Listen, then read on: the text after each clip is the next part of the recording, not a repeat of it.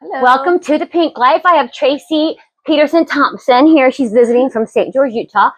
And just a little quick background on us. Most of you probably already know her from me, but or from her actually. She grew up also in St. Augustine. But I babysat her when she was 9 years old and I was 14. We've been friends ever since. Yep. Trauma bonding. Yep, that's been there for every major event, good and bad, in both of our lives. So it's been great. Today, Tracy is a life coach. And, people have sought her out for advice, and I feel very lucky that we could have her on a podcast. And today, we're going to pick the subject of love, and particularly love when it comes to your children.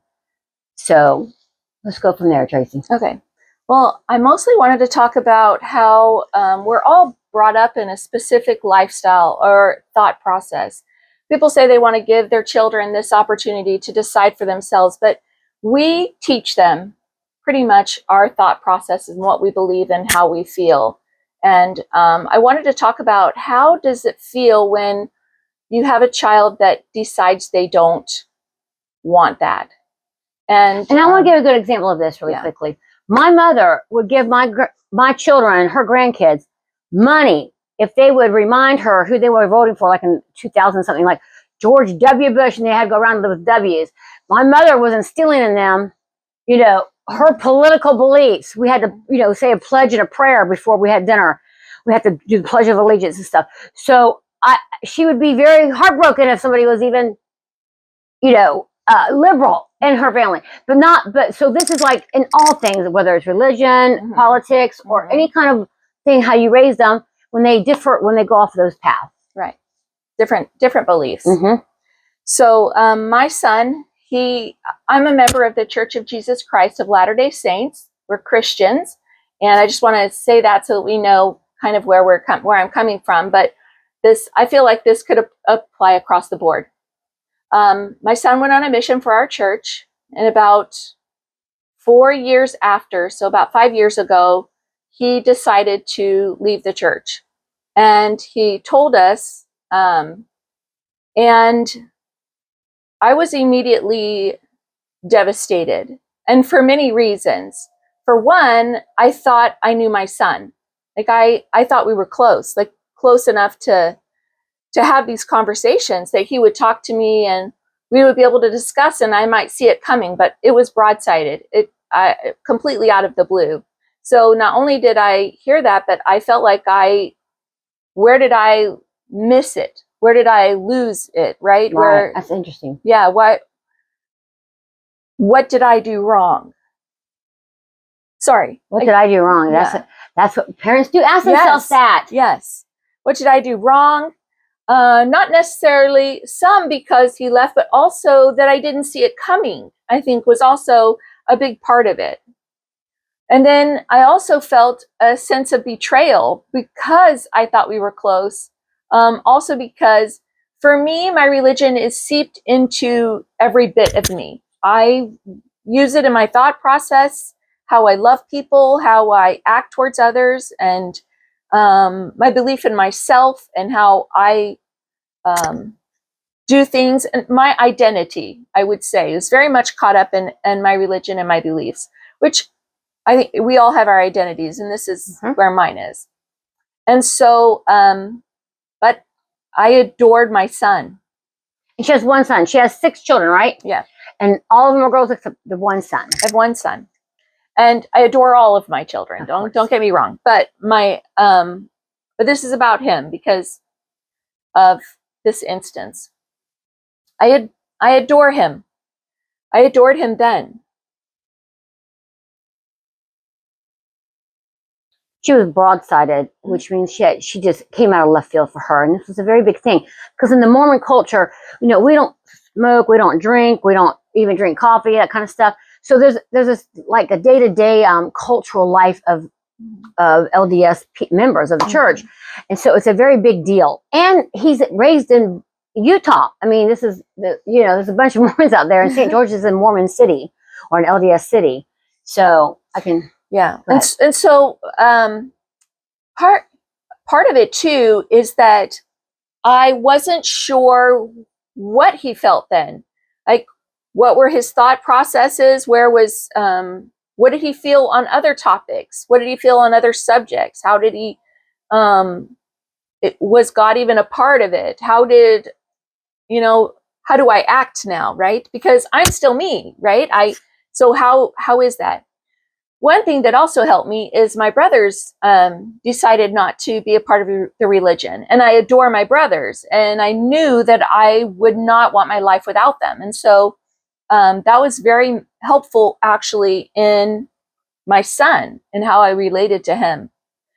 But one thing I knew, that there was nothing going to stand between me and my boy. And so, sorry, I hope my emotion doesn't make it so I can't hear. I want to interject very quickly. Tracy comes from such a strong religious background, and she's an example for me. I always go to her for anything serious. But I wanted to tell you that you can apply this, though. Like, let's say you raise your child to not sleep around before they're married, or get pregnant before they're married, or get pregnant while they're in high school, or it could be. I'm not saying that his is the exact same thing. What I'm saying is anything that you had a belief system of, and your child took another road. It could be anything. Yeah. So just take that religion and apply it to what would be something with your child, something that you believe in, right, very strongly, and you teach them about. Right. Even if it's being free, right, of not having the opposite of religion. I mean, you can also have that. And so, so then my process is, I want nothing to become between my son and I. So how do I go about this? And we had to be careful. But I also knew that, because this also applied to my brothers before, after trying to figure out how to, it's kind of like a landmine at first, right? You're tiptoeing around what to say and what to do. And my siblings and I, they would be them and I would be me, because I'm religious, right? So my children will have specific things that advance in their religion, and their children would have specific things that apply to them. And they drink, so they would have alcohol if we go out to eat. I don't have alcohol. So there was no trying to convert each other, just respecting that you live your life, I live mine. And so I realized I needed to apply this to my son. How did you do that? So I decided there would be nothing that would keep me from loving him. And so he was still a beautiful boy, Did he feel like there would be a problem between y'all? Was he apprehensive about that? Oh, he was scared. He was, I think, in saying it to us. And mostly because of disappointment. I think he didn't want to disappoint us. So he was very scared about saying it, which, there's no getting around that. I really don't have any guilt about that, because whenever you change your belief or your process, you're going to be a little fearful of telling it to the person that you respect. It's just the way that it goes. And I believe, and for me, my religion is hope, right? Hope and happiness. So I also had to think that, where would his hope and happiness come? And one of the biggest reasons I taught my religion is that, because of God and Jesus Christ, that if he were alone, he would never be alone, right? And so even if I weren't there, he would have somebody to call on. And I'm thinking about how this applies to other things. Let's say your child got pregnant in high school or whatever. You would be wondering, well, this is not the road to hope and happiness. Right. You know what I mean? This is, you made life harder for you. Right. So I can see what this applies all around. Yeah. And so, I also had to say kind of goodbye to some dreams, right? You had to mourn. Yeah, you have to mourn. You have to be okay with mourning, because a part of you is like, I didn't see this happening. Where did I go wrong? What did I do wrong? Could I have said or done something different? And I realized I couldn't have. I did what I thought was best at the time. I was young. I'm still young, actually. I mean, I don't think we ever grow really old mentally, because we're always learning. And so I feel like we're always young in a topic. Well, Jennifer Collins used to tell me that we stay 18 in the brain. Yeah. Our bodies just get older. Yeah. Bodies get older, and we hope we learn from it, but we're not always sure that we do. And so I just started seeing, okay, I started having conversations with him about, I would bring something up. Well, what do you think? He's like, Mom, I'm still me. I'm like, I know that you're still you. I just don't want to make any problems, So at first it was a bit of a tiptoe around. And even now, we don't bring up topics that we know will upset each other, which I think he shows a great deal of respect for his mother. But like, let's say you're having a family function. Let's say one of your daughters is going on a mission, or maybe they're giving a talk at church. Yeah.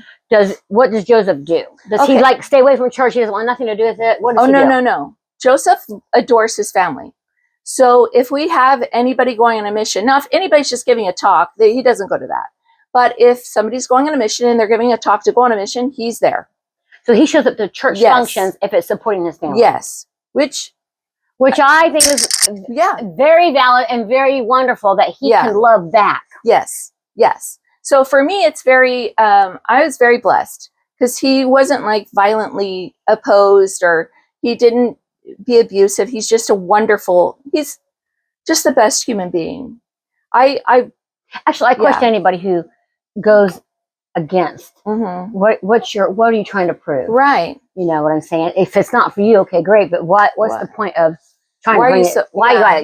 I question anybody who's trying to bring something down. Right. Because I'm wondering what's the motive there. But yeah. So he comes to all the functions, and we go to anything of his, that he feels is important, and we make sure that's there. He comes over. If I feel like it's been too long since I've seen him, if I say, I haven't seen you for a while, he'll be there that day or the next day to come and see me. And that's so cool. Yeah. And so I'm just like, because nothing comes between him and I just find ways to connect. I think you always can find a way to connect if both people want to. If he were destructive, if he were manipulative, if he were, doing those type of things, I might have to distance myself, but he's not. And because of that, I think we can always find ways to love them, to grow in love, right? Right. Because in a way, it is growing in love, because love is acceptance. Well, I like what you said about finding a way to connect. I had a friend in St. Augustine that I recently visited, and he was telling me, actually, I was an old Showtime dad, and I'm not going to give out names because I don't have permission, but he was just saying how, one daughter kind of followed the path of how they raised him, and then another daughter is finding her way and has children, but, also trying to sow their wild oats a little bit, maybe, and it's just different. It's very difficult. But what I really, really respect about this parent is that they find a way to connect. Is they're very involved in their grandchildren's life through their daughter, and then also they always bring them home. They have like a home set up for entertainment, for guests to come over, and they're always welcome to come home. Welcome to come home for dinner. Welcome to come home. Finding a way to connect no matter what. Yes, he worries about his child, but he's going to find a way to connect. And she knows she can lean on her daddy. And there's two things that came religiously. So one is, because of course I pray because I'm religious. And I just one day had a thought and just got this very strong feeling that he has his own path, that his path belongs to him, and it's not for me to say what his path is. And that... Where's the line, though, from being judgmental and being tolerant? Do you see what I'm saying? Yes. Where's that line? That's a boundary, right? So if he were to bring alcohol into our home, if he were to start, he knows what our boundaries are. They're very clear. I don't think I don't think we have to have a conversation with that. But he doesn't. So that's why you don't have to judge, but you also can be tolerant because he's respectful. Yes. So it goes both ways. You're respectful of him. Is that what you're saying? Yeah. And he's talked to me about, drinking and stuff. And here's another thing. Okay. So knowing that he had his own path, and that his path to God is with God. It's not with me. It's his territory, and it's not for me to step into God's territory. So I leave that alone. The second thing that worried me is about him finding peace, or if he were alone. And then I had taught him, to pray or whatever. And the Lord said to me, or I felt he did, that he still knows how. if he needs to, right? So those two things spiritually really helped me to understand where my boundaries were. The other thing is he's got a tattoo, which we're not really into tattoos, but I have no judgment for people who have tattoos. I actually think some of them are very beautiful. It's just that we make choices for ourselves, like you make choices to have one, right? And he got one, and his dad got very upset with him about it. And he felt like he didn't respect us.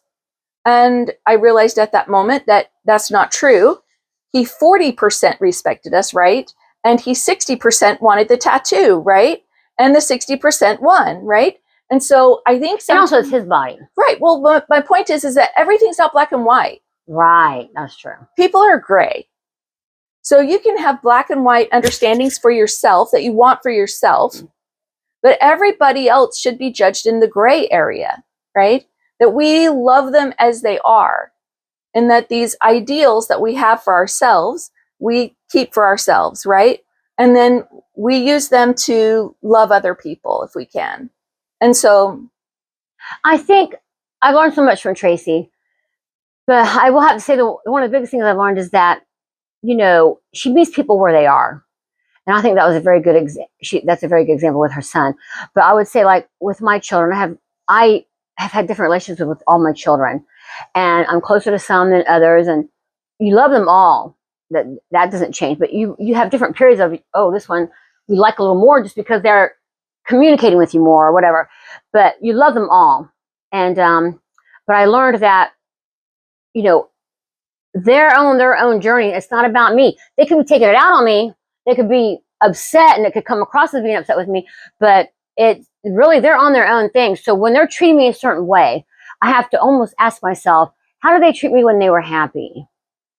So that I can see the difference between what really is something I need to be worried about as far as our relationship. Because I've learned, like, even with Katie's a good example of, sometimes we're hot and sometimes we're cold. And I just learned that it has to do with what Katie's got going on. It's not always about, really, she might think it's about between her and I, but really most of the time it's just about what she's got tied up in her life. And also she's very busy. So I've had to learn to let go of what my dream of it was, because I didn't have this super close relationship with my mother. I did respect my mother, and I do admire her deeply. But I wasn't this lovey-dovey daughter like my siblings were. They were very lovey-dovey, and I'm a little cactus. So I wanted different from me and my children. And in that attempt, I had an idea how it should look. I think every parent does, though. And you have yes. And so you have an idea of what it should look. And I've had to let go of that picture to accept for what can be. Yes. And I'm not saying that we settle for less. That's not it. No. It is, I want to enjoy Katie for what I can enjoy and what I can do with my daughter. I can't be mourning all the time what I wished it was. Yeah. That's just not going to work. Otherwise, I'll be sad all the time, and I don't want to be sad all the time. So I simply enjoy what is great and what we can have between each other. And I also think that by knowing that we're always connected and making sure there's always a path, that you learn new things, right? You grow in understanding, you grow in including and loving. And my son has this girlfriend that lives in Austin now. She's adorable, and we just love her and how sweet she is. She never would have come into our life if my son hadn't made, different choices that were his. And and I think we learn to adapt. And I think life is always about letting go. We let go of the dreams we had as a child, right? And we discover new ones. And I think some of the things... It's not like you're not doing your dream. It's that you're evolving all the time. Right. I think if we mourn a lot in the letting go, even though you can't, I think we should mourn. I think we should be sad about things and let them go. I think when we make them out to be something silly, that we don't really give them credit for the goodness that they were. I'm going to be honest with you. This is an interesting thought that you just said, because a lot of people ask me about Showtime particularly. They'll come up to me and go, "Don't you miss it? The shows and the teaching." And I'm like, of course, there's parts of me that miss it, but also I've enjoyed letting go also because I've changed. Yeah. But I wouldn't change 1 second of the teaching and the relationships that were built during the time of the showtime. So can you miss something, but also not miss something? Explain that. Well, I think that there are parts of it that you miss, right? And kind of, I don't know if I miss any part of Showtime because I still can go to it and see it when I want to, but also I have all these memories. Yes. I wouldn't change any of those memories. I would not want my life to be anything different than what I did because I felt like it had purpose and it mattered. But I also am excited about what I'm doing now. It's kind of weird. Yeah, I think you can, and I think that life is all about the process of letting go. As you let go of things and look forward to something else, right? So, and you can still miss the things that were there and still keep going, right? Right. And I so, think I've applied those things into my life. Right. I mean, I have learned so much from my Showtime kids, and I have so many memories that I just come back and I can reminisce or watch a video, but also I keep in contact with them now. And so I just feel like that, you can come in, you can just walk around. But anyways, so yeah, I feel like I can, letting go doesn't mean I forgot or it wasn't important. No. It was very important to me. I couldn't imagine it any other way. Yeah. And I think, and I think that, I just think life is about that. Right. I think it's about letting things go, and it doesn't have to be a bad thing to let things go. Right. I mean, some are bad and some are sad, but it's the process of learning how to do that. And as you let them go, you open yourself up to bigger and better things. And or also to love them for who they are. Oh. And that's a learning thing, to really accept your children for where they're at and who they are. That's, you know, not what you thought they would be. And I have to tell you, Boyd one time texted me and his father to tell us that he was gay. And the text read something like this. I tried to find it, but I couldn't find it. But it read something to the effect of, if you don't accept this, I just want to tell you I'm gay. If you don't accept this, then you know, that's your problem, all this kind of thing. And at first I was like, I can't say I was blindsided that he was gay because his cousin Naomi had mentioned it to me a couple months earlier, but I didn't believe it. I thought, no way, no way. So when he told me, I was like, still kind of surprised, you know? And then he's like, but then I was like, I got a little bit angry with him, not because of the gayness, but because I'm like, he's telling me already how I'm supposed to be reacting or something. So I messaged him and I just said, sit your ass down, boy. I have never been a gay mother before, mother of a gay child. So you need to give me a minute to grasp what's happening so I can learn. And then I also learned I can Google gay lifestyles and all these kind of different things and learn a million different things. So I decided I only wanted to learn about my gay son. I don't want to hear about everybody else's gay son or gay daughter. So I asked him, I said, can I get the truth from you? Because I don't want to have to read all these other scenarios. And I want to know what's for you. And he goes, yes, if you're willing to accept the truth of it, which I thought was interesting. So when I asked him about his dating, do I really want to know? And I actually do want to know. So does that make sense? But you know, I might hear some things that maybe are a little bit shocking to me. And I'll be honest with you, I have had some things shocking told to me, but I'd rather know my son. Yes. And I do not agree with the gay lifestyle. It's against a moral belief of mine, but I'm not against, and that's not a PC thing to say. I mean, I'm being honest with you. But I have a dear friend, Ryan McKnight. He's gay, but he's always respected my boundaries, and his partner would always be welcome in my home, and I adore him. I could not love him more. When he was going through a rough time with some personal things, I let him stay at my home. He stayed in an RV out in our house, our property, and I would go visit him. I don't care. I love him dearly. Gay is not. I don't care. I really don't. Well, I love that you said I've never been a gay mom before. Yes. I think that's part of when you break a news to somebody, your mother or your father, you have to realize they've never been this before. I know, and that's why I'm trying to tell Boyd, sit your butt down. Give me a second to digest. And what I ended up reading was a book by somebody in our church that had a gay, was a gay person that told us how his parents related. And I read that within 24 hours. And I don't read books. I hate reading. So I read that one, but then I decided not to read anymore. Other books and stuff. I said, I just want to know about my gay son. And so Boyd's very forthcoming. And I actually really appreciate his ability to open up and tell me the truth. But he doesn't try to shove it down my throat either. Yeah. He waits for me to ask.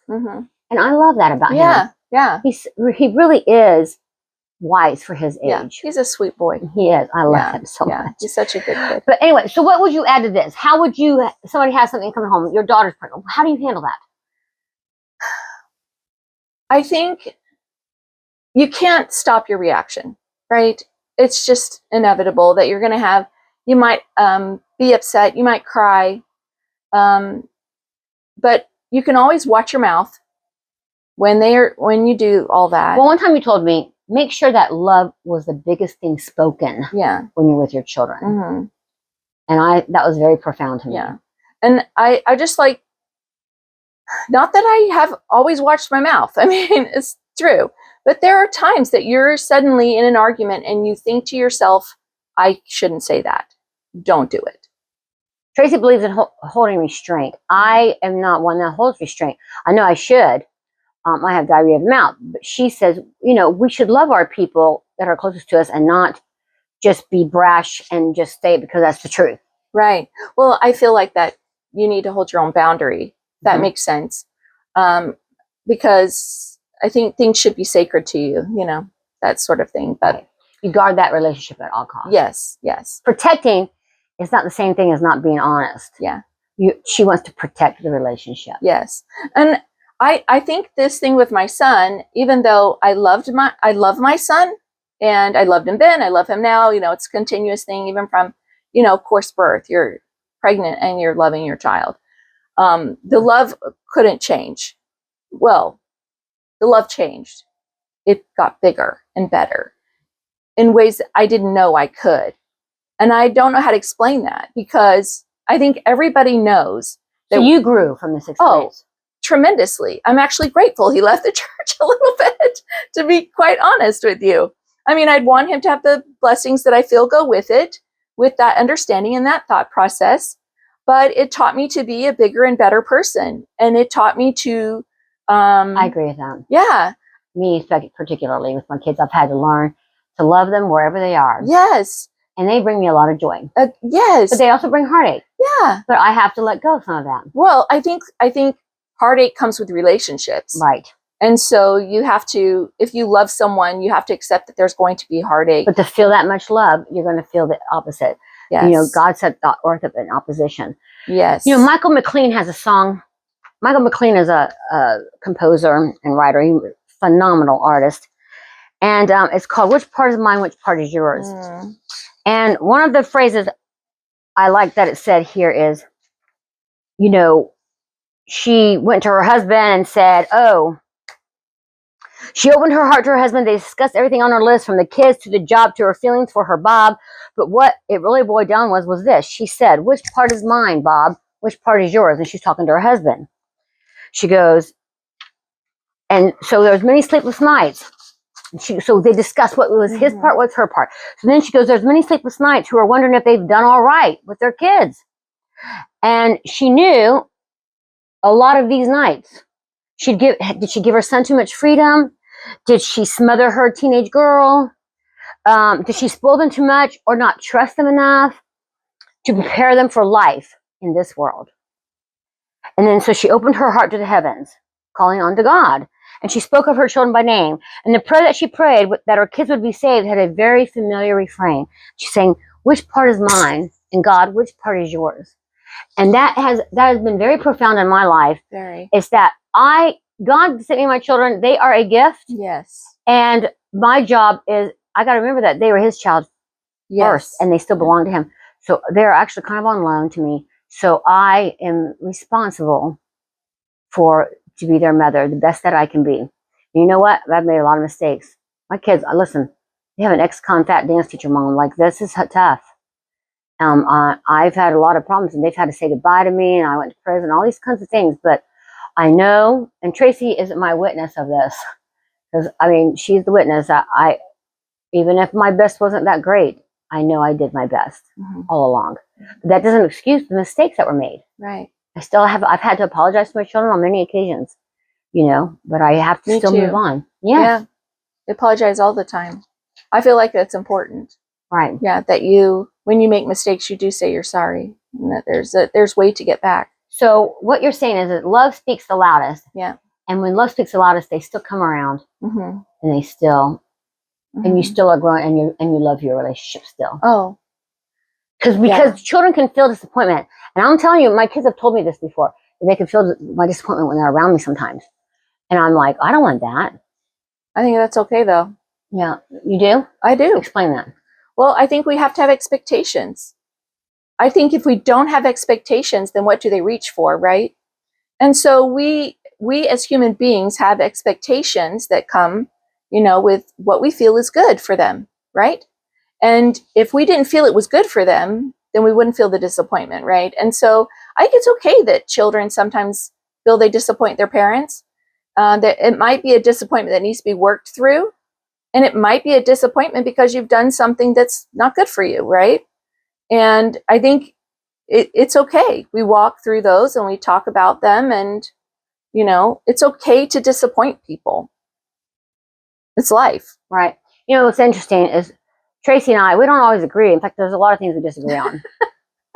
And when she was coming out here for my, Valerie, she's coming out to work on my dress. And we just felt tension between each other for some reason. We didn't even know why. She's driving out here. I forgot it. And as soon as she got here, I just took her my vanity and I'm like, Tracy, I just feel like there's some angst and whatever. She's like, I know. What is that? And like, our love always speaks louder. If there's one thing I've learned about me and Tracy, it doesn't matter where we are. One time we were having an argument just about naked people. And she just like, and after about an hour or two into this, she's like, I'm getting upset about this. I think that I feel like I'm being attacked. And I'm like, okay, then it's over. We don't, who cares about naked people? I remember this. Yes. But you're going to have to take her word for the naked people, but I don't know. We were on a cruise ship. I do remember the argument. I was just saying, I don't care if my kids see a naked person at the gym when they're changing clothes. And Tracy's like, people should not be naked in front of my children. And I'm like, okay, well, we disagreed on that for about 2 hours. And then she was like, I'm tired of this. I don't like how this is going. And I was like, okay, then it's over with, because Tracy's way more important than a naked person at the gym. I could care less about the naked people at the gym. I actually could care less too. So I don't even know what that was about. But you were just being frustrated. It was 2 or 3 o'clock in the morning. It was tired. It was a weird time of the night. I actually think it was multiple discussions. Yes, I think it was multiple. And we were just discussing just for the business of debate. This had nothing to do with world, And so we let it go, because who cares? And that's kind of what I've learned with Tracy is unconditional love. Yeah. Unconditional love is what speaks the strongest. Yeah. Tracy can tell me. She was in my Mustang one time, and I'm listening to Pitbull. Now my sisters have told me before, like, I would never send my kids to you. You're not the greatest mom ever, or whatever. But Tracy turned to me in my Mustang. She goes, Pam, when I send my kids to visit you, don't be playing this trashy music in your car. Tracy can say that. You want to know why? Because I know that she loves me. And I'm going to respect her. I still listen to Pitbull. I listen to Pitbull when she's in the car. Yeah. But when her children are with me, I'm going to respect what she has set up as her boundaries, because I love her and I respect her. But she accepts me for who I am, in so many different ways. I just can't even tell you. So that's what speaks loudest with Tracy is love. I hope so. It is. I hope so. And that's why you can feel you can go to her about anything. And that's probably why you're a life coach, because people can go to about anything. But anyways, is there anything else you want to add?